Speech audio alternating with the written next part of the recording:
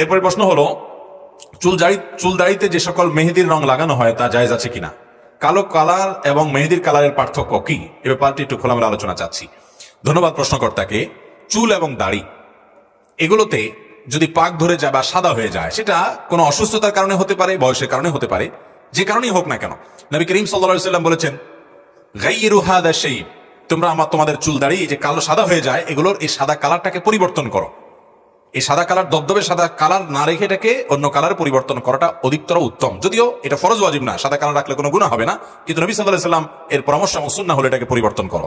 কিন্তু কোন কালারে পরিবর্তন করা যাবে কি যাবে না সে সম্পর্কে নবী সাল্লাল্লাহু আলাইহি ওয়াসাল্লাম বলেছেন, ওয়াজান্নিবুস সিওয়াদ, যে কালারই করো না কেন কালো কালার থেকে বিরত থাকো। নবী সাল্লাল্লাহু আলাইহি ওয়াসাল্লাম নিজে মেহেদি ব্যবহার করেছেন। এই জন্য ভাইরা, চুলে দাড়িতে মেহেদি ব্যবহার করা যায় এবং উত্তম। এর মধ্যে আর্টিফিশিয়াল যে মেহেদিগুলো পাওয়া যায়, টিউব মেহেদি যেগুলোকে আমরা বলি, এগুলো ব্যবহার করতে পারেন, কোনো অসুবিধা নেই।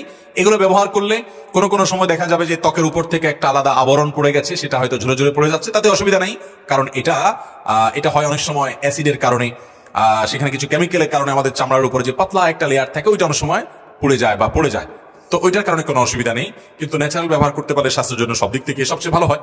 কিন্তু ন্যাচারালটা করেন আর টিউব মেহেদি করেন, মেহেদি ব্যবহার করা জায়েজ আছে। আমাদের অনেকে আবার মেহেদি ব্যবহার নিয়ে বিভিন্ন রকম কথা বলেন যে মেহেদি ব্যবহার করতে হয় চুলে আর দাড়িতে, এটা পায়ে লাগলে গুনাহ হবে না, এরকম কোনো কথা নাই। আপনি পায়ে লাগান, হাতে লাগান, তারপরে চুলে দাড়ি লাগাতে পারেন, তবে পায়ে আর হাতে মহিলারা লাগাবে, এটা হলো অধিকতর উত্তম। পুরুষরা শুধু দাড়িতে চুল লাগাবে।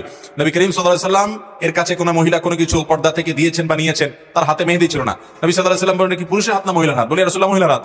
তখন নবী সাল্লাল্লাহু আলাইহি ওয়াসাল্লাম বলেন, মহিলার হাত আবার মেহেদি নাই কিভাবে? তার মানে মহিলারা মেহেদি ব্যবহার করবেন। সাজগোজ করার এই রাইট, অধিকার মহিলাদেরকে শরীয়ত বেশি দিয়েছে, পুরুষরা শুধু চেয়ে চেয়ে থাকবেন তাদের দিকে।